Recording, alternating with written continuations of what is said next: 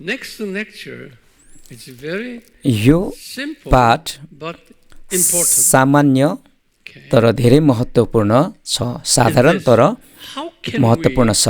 we reconcile आज हामीले अहिले सिक्ने पाठ चाहिँ यो हो कि contradict यी references? दुईवटा विरोधाभास सन्दर्भलाई कसरी मिलाउने। Reconcile. तपाईलाई थाहा छ Reconcile means अंग्रेजी शब्द रिकन्साइल भन्नुको अर्थ यसलाई मिलाउने कुरा, मिलापमा ल्याउने कुरा। you know meaning reconcile. तपाईलाई थाहा छ because you guys are not मिलापमा English ल्याउने कुरा speaking भन्ने people, कुरा, that's why I यो try to रिकन्साइल भन्ने use a simple शब्द language तपाईले जान्नु हुँदछ। for your किन better भन्दाखेरि मैले understanding. तपाईहरु अंग्रेजी I'm not भाषी talking नभएको to कारणले those गर्दा speaking English. सजिलो शब्द मैले यहाँ प्रयोग गर्दैछु। Now here, let's see अब हामी यो हेरौँ यहाँनिर। say for instance right here, उदाहरणको लागि यहाँ हेरौँ all people on earth, उत्पत्ति 12 को 3 अनुसार those सबै Calvinist people, मानिस जातिहरू they translate this सबै all मानिस people जातिहरू on earth. जसलाई They translate काल्भिनवादहरूले all भनेको those, पृथ्वीका सबै कुल भन्नेलाई those जहाँ elect people, यहाँ उत्पत्ति 12 को 3 मा लेखेको कुरा not पृथ्वीका all people. सबै कुलले All अर्थात् people मानिस on earth भन्नेलाई will be blessed. काल्भिनवादकाहरूले That means यसरी व्याख्या all the गर्दछन् time that those ती Calvin सबै people said, all those elect पृथ्वीका सबै मानिसले अथवा will be.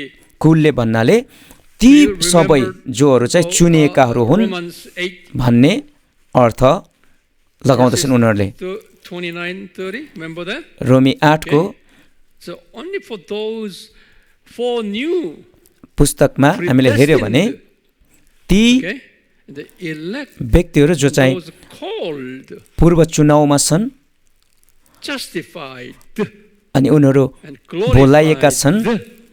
अनि धर्मी ठहराइएका छन् र महिमित Now here, पारिएका छन्। it's the same here. ती व्यक्ति सबै भन्ने All nations of हो भनेको नि यहाँनिर सबै all those पृथ्वीका who सबै कुल भन्नेलाई elect उनीहरूले people, अर्थ लगाउँदछन्। त्यसै गरिकन उत्पत्ति 18 मा भएको blessings. सबै जातिहरूलाई पनि उनीहरूले लगाउने अर्थ त्यही नै हो। Generalize ती all humanity. संख्याका सबै जोहरू चुनावमा Because परेका how छन्। do we know?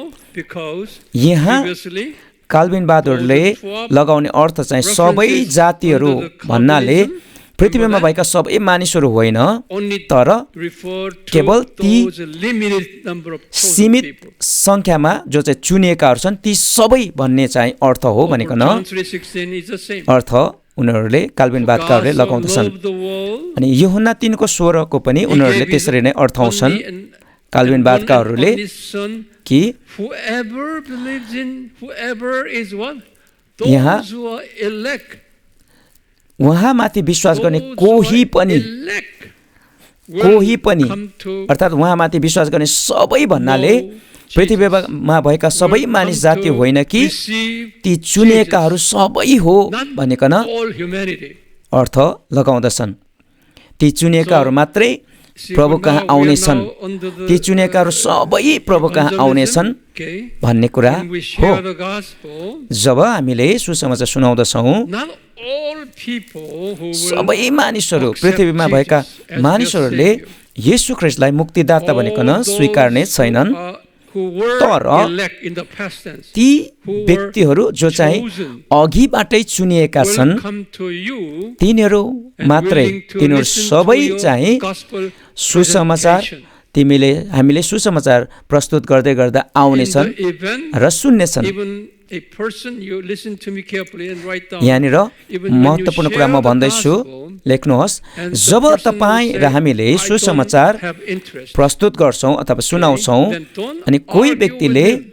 म सुसमाचारमा चासो with राख्दिनँ, Then you म presume मान्दिनँ भनिकन that, भन्छ भने oh, उसँग he may not हामी be- वाद विवाद he गर्नु may not आवश्यक be छैन। chosen. त्यो बेलामा हामीले यो बुझ्नु आवश्यक छ सायद ऊ And चाहिँ चुनिएको If नहुन he पनि were सक्छ। chosen, अनि यदि ऊ चुनिएको हो भने someday छ भने his time comes, कुनै God's time समय जब परमेश्वरको He समय will आउनेछ, उसको समय receive the आउनेछ, उसले This might सुसमाचार not be स्वीकार्ने right time yet. छ। Even Paul यसकारण यो spent समयमा 30 years यो without the gospel. सही समय नहुन पनि सक्छ। Okay. किनभने पावलको जीवनमा why पनि 30 वर्षसम्म उनले त्यो कुरालाई सुसमाचारलाई स्वीकारेनन्। यसकारण हामी जब सुसमाचार प्रचार गर्छौँ अनि हामी त्यस्तो व्यक्तिलाई भेट्छौँ जो चाहिँ हामीले प्रस्तुत गर्दै गरेको कुराको विरुद्धमा खडा हुन्छ, त्यो व्यक्तिसँग हामी वाद विवाद गरिराख्नु आवश्यक छैन। तर त्यो व्यक्तिलाई हामीले जाँच्दै गर्दा दुईवटा कुरा हामीले याद गर्नुपर्ने छ। एउटा कुरा चाहिँ यो हो कि सायद ऊ चाहिँ नचुनिएको हुन सक्छ, र अर्को कुरा चाहिँ यो हुन सक्छ कि ऊ चुनिएको होला तर पनि उसको सही समय आइपुगेको छैन।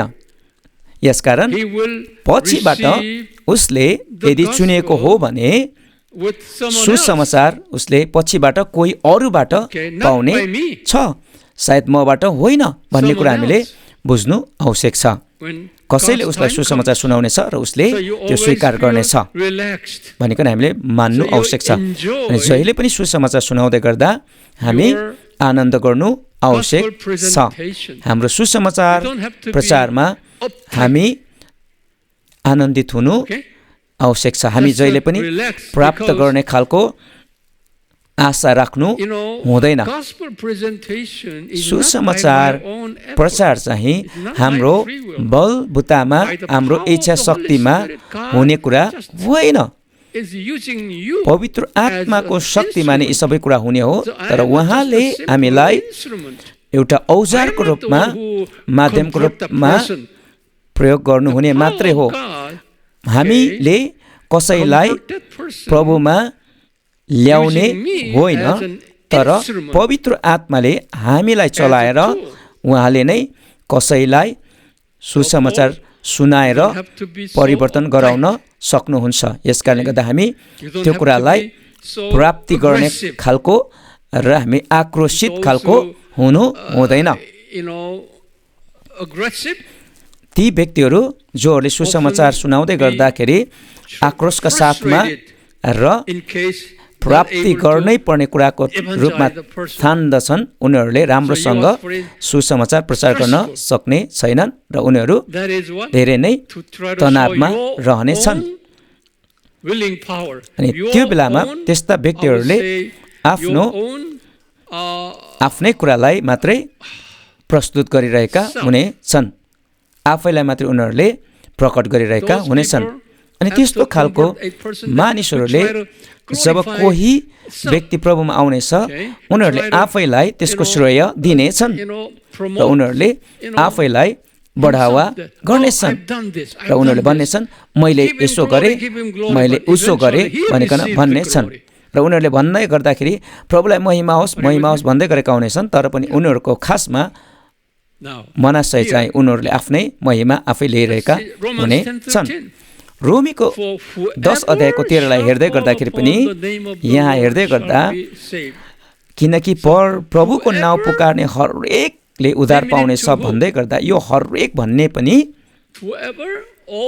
हरेक भन्नाले ती सबै, ती हरेक जो चाहिँ चुनिएका छन् भन्ने नै हो। यो पनि हरेक भन्नाले पृथ्वीमा भएका सबै मानिस जाति नभइकन ती हरेक जो चाहिँ चुनिएकाहरू छन् तिनीहरूले चाहिँ उद्धार पाउनेछन् भन्ने कुरा हो भनिकन बुझ्नु आवश्यक छ। त्यसै गरिकन पहिलो तिमोथी 2:4 पनि हेर्यो भने सबै मानिसहरूले मुक्ति पाउन् भन्नुको अर्थ सबै मानिस भन्नाले सबै संसारको मानिस होइन, तर सबै चुनिएकाहरू भन्ने हो। सामान्य छैन र यो साधारण छैन र सरल छ नि। अनि त्यसै गरिकन दोस्रो पत्रुसको 3 अध्यायको 9 पनि त्यही नै हो। यहाँनिर हेर्दै गर्दाखेरि सबैजनाले पश्चाताप गरून् र कोही पनि नष्ट नहोस् भन्ने कुरा पनि ती चुनिएकाहरू मध्ये सबैजना पश्चातापमा आउन् र सबैजना बाँचुन् भन्ने नै हो। के यो तपाईहरुलाई ठिकै लागिरहेको छ? अनि यही नै हो तरिका कि यो दुईवटा विरोधाभास कुरालाई मिलाएर लैजाने कुरा, यो दुईवटा विरोधाभास सन्दर्भलाई मिलाएर लैजाने कुरा र तरिका let me ask यही नै you, हो। are you म तपाईँहरूलाई Calvinist or सोध्न चाहन्छु कि Arminianist? के तपाईँ काल्भिनवादको हुनुहुन्छ या Prefer to take आर्मेनियनवादको हुनुहुन्छ? Calvinism. Calvinism. काल्भिनवादको? ठिक छ, काल्भिनवादको। Okay. Thank you. धन्यवाद। Take a break. And परमेश्वरले I'll come to the next तपाईँहरूलाई very short आशिष गर्नुभएको होस्। lesson, which is अनि अर्को छोटो lesson number 8. पाठ हामी हेर्नेछौँ Yeah. पछिबाट। Take a break. आमेन।